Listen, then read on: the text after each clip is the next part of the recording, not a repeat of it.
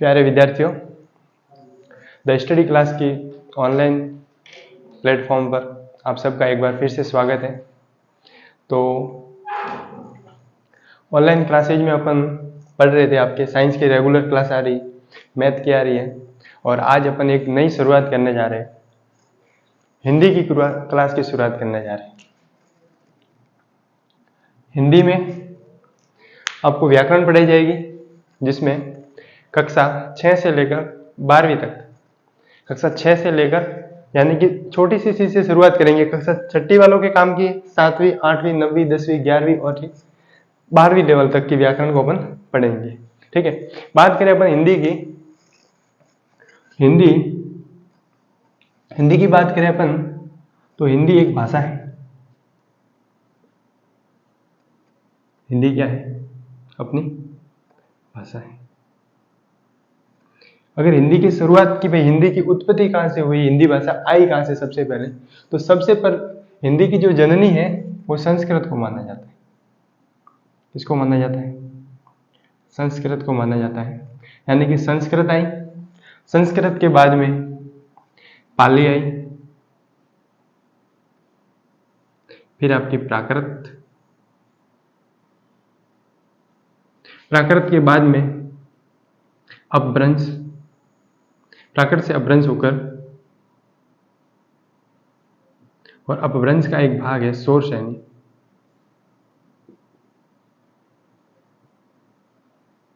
वहां से हिंदी की उत्पत्ति मानी जाती है। वहां से हिंदी की उत्पत्ति मानी जाती है। यानी कि प्राचीन काल में सबसे पहले संस्कृत थी, और संस्कृत से पाली आई, पाली के बाद में प्राकृत, प्राकृत से अपभ्रंश होकर शोरशैनी से हिंदी की क्या होती है? उत्पत्ति होती है। हिंदी की क्या होती है? उत्पत्ति होती है। अगर बात करें हिंदी के मानक समय की, हिंदी, वैसे तो हिंदी भाषा की उत्पत्ति है वो 1000 ईस्वी से मानी जाती है। कब से मानी जाती है? 1000 ईस्वी से। लेकिन हिंदी का जो मानक समय है, हिंदी का मानक समय,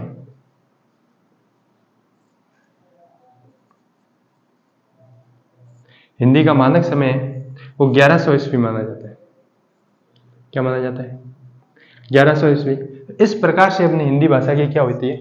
उत्पत्ति होती है। सबसे पहले संस्कृत आई, फिर पाली, फिर प्राकृत, और प्राकृत से अपभ्रंश से शोरशैनी, और शोरशैनी से किसकी उत्पत्ति होती है?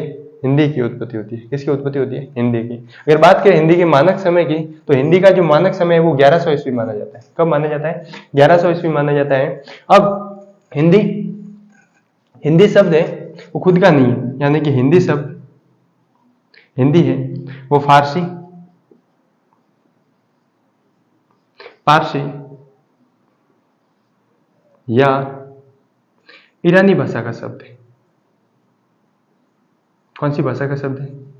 ईरानी भाषा का शब्द है।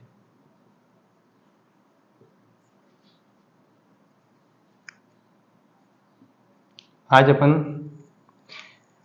हिंदी की थोड़ा सा मतलब इंट्रोडक्शन करेंगे कि हिंदी कहाँ क्या है, कहाँ से आई, हिंदी की उत्पत्ति कैसे हुई, हिंदी की मानक लिपि कौन सी है, मानक समय कौन सा है, उसके बारे में पढ़ेंगे। तो सबसे पहले देखो, हिंदी है वो फारसी, पारसी या ईरानी भाषा का शब्द है। हिंदी है वो किस भाषा का शब्द है? फारसी, पारसी या ईरानी भाषा का शब्द है। हिंदी का मानक समय वो मैंने आपको बताया 1100 ईस्वी माना जाता है। कब माना जाता है? 1100 ईस्वी माना जाता है। और हिंदी भाषा की उत्पत्ति है वो 1000 ईस्वी से मानी जाती है, लेकिन इसका मानक समय वो कब से माना जाता है? 1100 ईस्वी से माना जाता है। संविधान, अगर आगे बात करें, ये तो हो गया हिंदी, और बाद में क्या आ रहा है? भाषा। तो भाषा शब्द है, भाषा शब्द है वो संस्कृत के भाष धातु से बना है। संस्कृत के भाष धातु से बना है। किससे बना है? भाष धातु से बना है।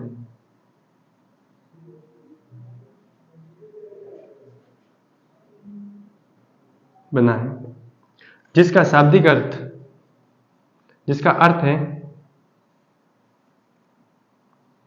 जिसका अर्थ है प्रकट करना। क्या है? प्रकट करना। यानी कि मनुष्य के अंदर निहित भावों को बाहर प्रकट करना। मनुष्य के अंदर निहित भावों को क्या करना? क्या करना, बाहर प्रकट करना, क्या कहलाता है, भाषा कहलाता है। क्या कहलाता है, भाषा कहलाता है। मनुष्य के अंदर संस्कृत के भाष धातु से बना है और जिसका अर्थ क्या है, प्रकट करना है, यानी कि प्रकट करना। अब किसको प्रकट करना, मनुष्य कोई बैठा है, उसके मन के अंदर का भाव आ रहे हैं, क्या उत्पन्न हो रहे हैं, भाव उत्पन्न हो रहे हैं, संवेग उत्पन्न हो रहे हैं, उनको बाहर किस तरह से प्रकट किए, तो बाहर प्रकट करने के जिसका उपयोग किया जाता है, बाहर प्रकट करने के लिए जिसका उपयोग किया जाता है उसको अपन क्या कहते हैं, भाषा कहते हैं। और भाषा के माध्यम, अब भाषा तीन प्रकार, भाषा के कितने माध्यम होते हैं, भाषा के माध्यम, भाषा के माध्यम। अब किसी के मन में भाव प्रकट हो रहे हैं तो वो किस तरह से, मतलब जैसे मेरे मन में भाव उत्पन्न हुए, अब मैं आपको किस तरह से बताऊंगा, तो माध्यम क्या क्या हो सकते हैं, भाषा के माध्यम। अब भाषा के माध्यम क्या क्या हो सकते हैं, तो भाषा के माध्यम पहला है सांकेतिक हो सकती है भाषा।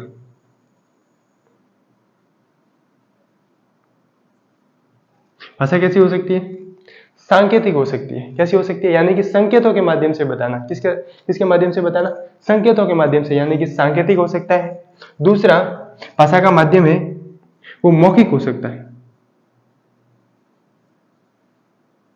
मौखिक यानी कि बोलकर, जैसे मैं आपके सामने बोल रहा हूं तो वो भाषा का माध्यम कैसा है, मौखिक है, मौखिक हो सकता है। तीसरा जो भाषा का माध्यम है वो हो सकता है लिखित।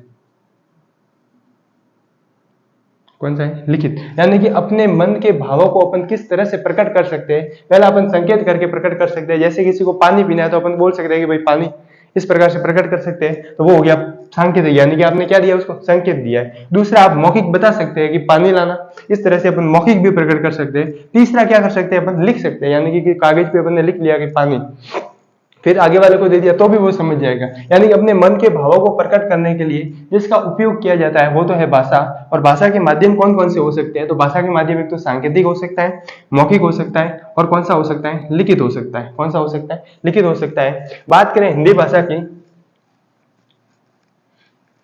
हिंदी भाषा की, तो हिंदी की जो लिपि है, हिंदी की लिपि, हिंदी की जो लिपि है वो है देवनागरी।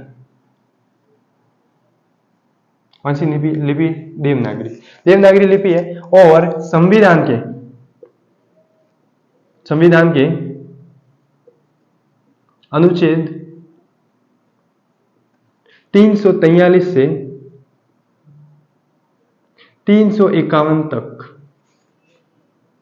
343 से 351, संविधान के अनुच्छेद 343 से 351 तक, पहले भाग लिख देता हूं, अनुच्छेद बाद में, 1 मिनट। संविधान के भाग 17 में, कौन से भाग, भाग 17 में अनुच्छेद 343 343 से 351 351 तक हिंदी के राजभाषा होने का उल्लेख है। कौन सी भाषा, राजभाषा होने का उल्लेख है, यानी कि हिंदी है वो हमारी राजभाषा है। कौन सी भाषा है, राजभाषा। अब एक तो होती है राजभाषा, एक होती है राष्ट्रभाषा। एक तो कौन सी भाषा होती है, राजभाषा, एक होती है राष्ट्रभाषा। अब राष्ट्रभाषा और राजभाषा में क्या अंतर है, तो राजभाषा जो होती है वो कामकाज की भाषा होती है, यानी कि किसी राष्ट्र का जितना जो भी काम है वो ज्यादातर जिस भाषा में होता है उसको कहते हैं अपन राजभाषा। यानी कि कागजों का वगैरह जो काम होता है वो किसमें होता है, राजभाषा में होता है। तो हिंदी है वो हमारी कौन सी भाषा है, राजभाषा, यानी कि राजकाज की भाषा है। यानी कि जितने भी गवर्नमेंट सरकारी कामकाज होते हैं वो कौन सी भाषा में होते हैं, हिंदी में, यानी कि हिंदी को प्राथमिकता दी जाती है। दूसरी होती है राष्ट्रभाषा। राष्ट्रभाषा का मतलब होता है कि उस देश में अधिकतर सबसे ज्यादा उपयोग की जाने वाली भाषा जो होती है उसको फिर राष्ट्रभाषा का दर्जा दिया जाता है। तो भारत की कोई राष्ट्रभाषा नहीं है, भारत की कोई राष्ट्रभाषा नहीं है। और अपनी जो राजभाषा है वो कौन सी है, हिंदी है। कौन सी है, हिंदी है। और इस बात का उल्लेख संविधान के भाग 17 में अनुच्छेद 343 से 351 तक किया गया है। संविधान के भाग 17 में अनुच्छेद 343 से 351 तक हिंदी के राजभाषा होने का उल्लेख किया गया है कि जो हिंदी है वो हमारी कौन सी भाषा रहेगी, राजभाषा रहेगी। अब आगे अपन बढ़े हिंदी में,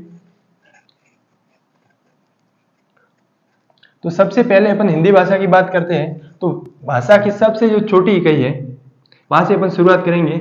सबसे पहले आता है वर्ण। सबसे पहले क्या आता है, वर्ण। सबसे पहले क्या आता है? वर्ण आते हैं। अब वर्ण कौन कौन से हैं कि भाषा की सबसे छोटी इकाई, भाषा की सबसे छोटी इकाई, भाषा की सबसे छोटी। अब सबसे छोटी तो है, लेकिन वर्णों को अपन क्या कर सकते हैं? लिख सकते हैं। इसलिए क्या कहेंगे अपन? भाषा की सबसे छोटी लिखित, कौन सी इकाई? लिखित। भाषा की सबसे छोटी लिखित जो इकाई है वो वर्ण है। वो क्या है? वर्ण। भाषा की सबसे छोटी लिखित इकाई है वो कौन, क्या माना जाता है? वर्णों को माना जाता है, वर्ण है। और वर्ण कितने प्रकार के होते हैं? वर्ण 3 प्रकार के होते हैं। वर्ण कौन कौन से होते हैं वर्ण? एक तो होते हैं स्वर, एक होते हैं व्यंजन, व्यंजन, और एक होते हैं अयोगवा। कौन कौन से होते हैं? एक तो होते हैं स्वर, एक होते हैं व्यंजन, और एक कौन से होते हैं? अयोगवा। आगे अपन एक एक के बारे में अलग से पढ़ेंगे कि स्वर क्या होते हैं, व्यंजन क्या होते हैं, और अयोगवा क्या होते हैं। अभी के लिए आपको इतना ही ध्यान रखना है कि वर्ण, भाषा की जो सबसे छोटी लिखित इकाई है वो वर्ण को माना गया है। भाषा की सबसे छोटी लिखित इकाई है वो किसको माना गया है? वर्ण को माना गया है। और अगर आगे बढ़े तो वर्ण के बाद में एक आता है ध्वनि। ध्वनि तो भाषा की सबसे छोटी मौखिक, ये तो लिखित है, इसको तो अपन लिख सकते हैं, लेकिन ध्वनि को अपन लिख नहीं सकते। जैसे में कोई भी ध्वनि निकल रही है वो कौन सी हो जाएगी? आपकी मौखिक। भाषा की सबसे छोटी मौखिक इकाई है, मौखिक इकाई वो किसको माना गया है? ध्वनि को माना गया। किसको माना गया? ध्वनि को माना गया है। ठीक है, भाषा की सबसे छोटी मौखिक इकाई है वो तो ध्वनि है, और भाषा की सबसे छोटी लिखित इकाई है वो कौन सी है? वर्ण है। अब बात करते हैं अपन वर्ण और ध्वनि की। अब वर्ण और ध्वनि में क्या अंतर है? तो यहां से देखो,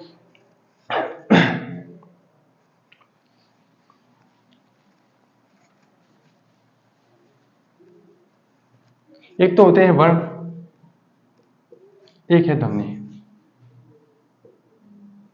अब वर्ण क्या होते हैं और ध्वनि क्या होती है वो देखो यहां से। अब अगर बात करें वर्णों की, तो वर्णों में जैसे मैंने कोई नाम लिख लिया कमल, कौन सा नाम है?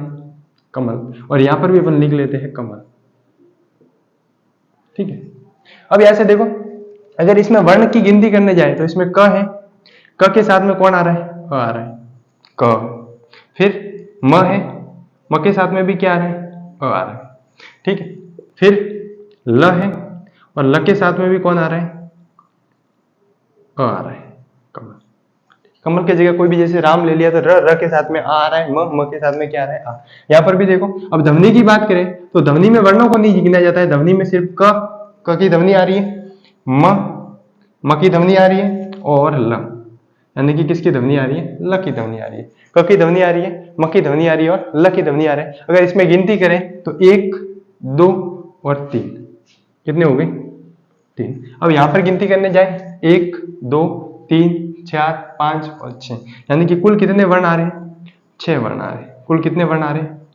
6 वर्ण आ रहे हैं। और ध्वनि कितने की आ रही है? 3 की आ रही है। ये मुख्य अंतर होता है ध्वनि और वर्ण में। तो भाषा की सबसे छोटी लिखित इकाई है वो तो है वर्ण, और भाषा की सबसे छोटी मौखिक इकाई है वो क्या है? ध्वनि है। अगर अपन बात करें आगे, इससे आगे बढ़ते हैं, तो जो वर्ण है, वर्णों को मैंने मिला दिया, वर्णों को मैंने क्या कर दिया? यहाँ पर मिला दिया, यानी कि वर्णों को मिलाने पर क्या बन गया? ये एक शब्द बन गया, यानी कि वर्णों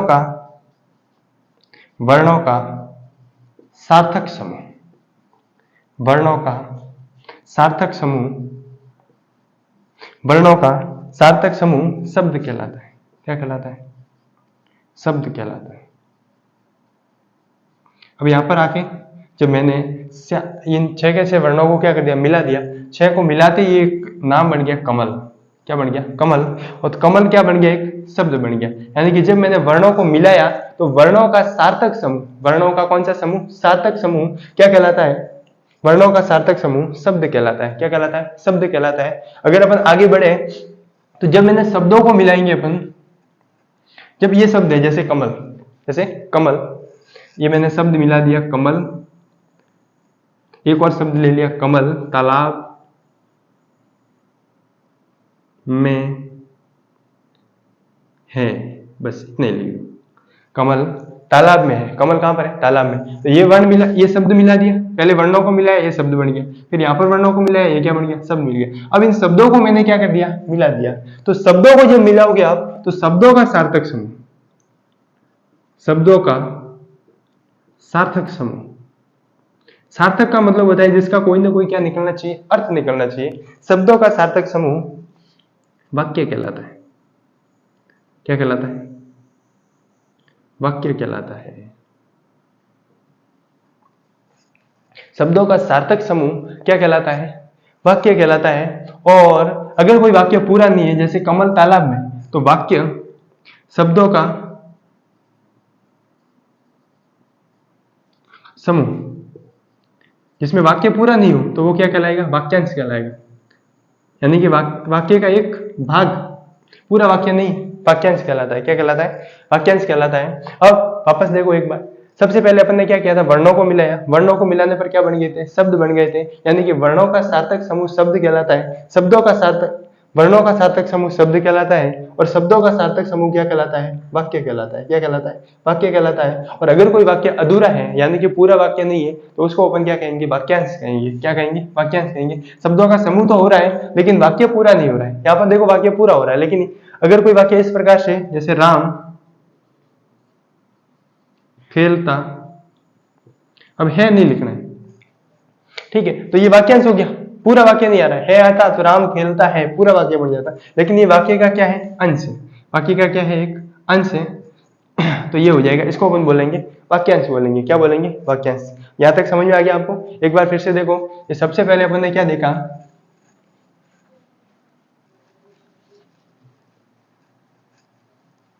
सबसे पहले अपन ने देखा वर्ण। क्या देखा? वर्ण। और जब मैंने वर्णों को मिलाया, वर्णों को मिलाया तो क्या बन गया? शब्द बन गया। क्या बन गया? शब्द। और शब्दों को मिलाया था अपन ने, तो क्या बन गया था? वाक्य बन गया था। क्या बन गया था? वाक्य। यानी कि भाषा की सबसे छोटी इकाई है वो वर्ण है, वर्णों का सार्थक समूह शब्द है, और शब्दों का सार्थक समूह क्या है? वाक्य है। शब्दों का सार्थक समूह क्या है? वाक्य है। अब ऐसे देखो कि एक शब्द है, जैसे राम, शब्द क्या है? राम। अब यहां पर तो ये शब्द है, यहां पर तो क्या है? एक शब्द है। फिर जैसे ही मैंने इसको वाक्य में प्रयोग किया, जैसे ही मैंने इसका क्या कर दिया? वाक्य में प्रयोग किया, जैसे राम फुटबॉल खेलता है, फुटबॉल खेलता है। राम क्या कर रहा है? फुटबॉल खेलता है। यानी कि राम फुटबॉल खेलता है। तो यहां पर क्या था? ये शब्द था। राम एक क्या था? शब्द। और जैसे ही मैंने इसको वाक्य में प्रयोग कर दिया, तो राम फुटबॉल खेलता है, यहां पर क्या हो गया? वाक्य के साथ कनेक्टेड हो गया। ये वाक्य के साथ क्या हो गया? ये कनेक्ट हो गया। तो यहां पर जो राम है वो क्या बन गया? अब अपने पास कर्ता बन गया। क्या बन गया? कर्ता बन गया। यानी कि वाक्य के साथ इसका जुड़ाव हो गया। तो जैसे ही कोई शब्द वाक्य में प्रयोग किया जाता है, तब वो शब्द नहीं रहता है, उसका नाम हो जाता है पद। क्या नाम हो जाता है? पद हो जाता है। कि जब किसी शब्द को वाक्य में प्रयोग किया जाता है, तो वो पद बन जाता है। क्या बन जाता है? पद बन जाता है। लेकिन अकेला होता है तब तक वो शब्द रहता है, लेकिन जैसे इसका वाक्य में प्रयोग करोगे, क्या बन जाएगा? ये पद बन जाएगा। अब राम ने एक पद का रूप ले लिया, कर्ता पद है। राम क्या है? कर्ता पद। और ये खेलता है, ये भी एक शब्द है, लेकिन जैसे इसको वाक्य में प्रयोग किया, तो ये क्या बन गई? क्रिया।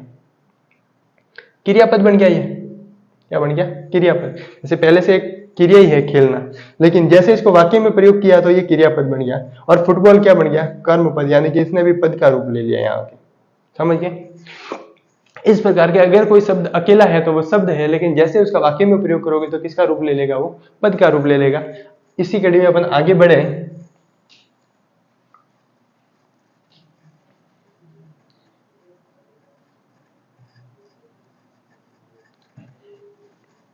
और बात करें हिंदी की, तो हिंदी निदेशालय, हिंदी निदेशालय के अनुसार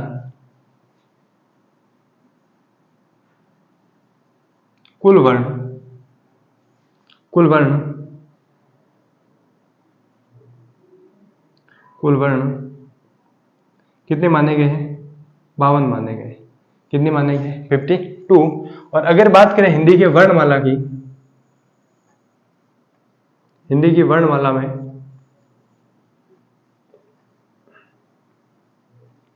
अगर बात करें हिंदी की वर्णमाला की, तो कुल शब्द वर्णमाला में कुल शब्द है, यानी कि कुल वर्ण है, शब्द नहीं सॉरी, कुल वर्ण है वो है 44। अगर हिंदी के वर्णमाला की बात करें तो कुल वर्णों की संख्या 44 है। और अगर हिंदी निदेशालय की बात करें, हिंदी निदेशालय के अनुसार माने तो अपन को कितने वर्ण बताए गए, इसने 52 बताए गए। कितने वर्ण बताए गए? 52। यानी कि हिंदी भाषा में कुल वर्णों की संख्या है वो कितनी बताई गई? 52 बताई गई। अब ये वर्ण होते कौन कौन से हैं, ठीक है। अब यहां से मैंने बताया आपको कि भाषा की सबसे छोटी इकाई है वर्ण, और वर्ण के अंतर्गत मैंने कौन कौन से बताए थे आपको। वर्ण के अंतर्गत एक तो बताया स्वर, दूसरा बताया व्यंजन, और तीसरा कौन सा बताया? अयोग। आयोग, ठीक है। अब स्वर कौन कौन से होते हैं? तो सबसे पहले अगर बात करें अपन स्वर की, तो हिंदी भाषा के वे वर्ण जिनके उच्चारण के लिए किसी अन्य वर्ण की आवश्यकता नहीं होती, यानी कि एकदम से बोले जाते हैं। हिंदी भाषा के वे वर्ण जिनके उच्चारण के लिए, हिंदी भाषा के वे वर्ण जिनके उच्चारण के लिए किसी अन्य वर्ण की आवश्यकता नहीं होती है, स्वर कहलाते हैं। कितने क्या कहलाते हैं? स्वर कहलाते हैं। यानी कि अर्थात अगर स्वर की परिभाषा की बात करूं मैं, यहां से देखो तो यहां से ऐसे लिखो कि वे वर्ण जिनके उच्चारण में अन्य वर्णों की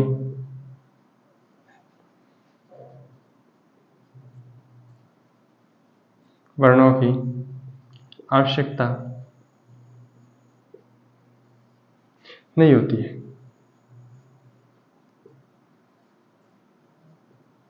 अन्य वर्णों की आवश्यकता नहीं होती है, वे वर्ण जिनके उच्चारण में अन्य वर्णों की आवश्यकता नहीं होती है। और स्वरों की संख्या है, स्वर है वो कुल कितने? 11 है। स्वर है वो कुल कितने हैं? 11 है। अब कौन कौन से हैं वो यहां से देखो।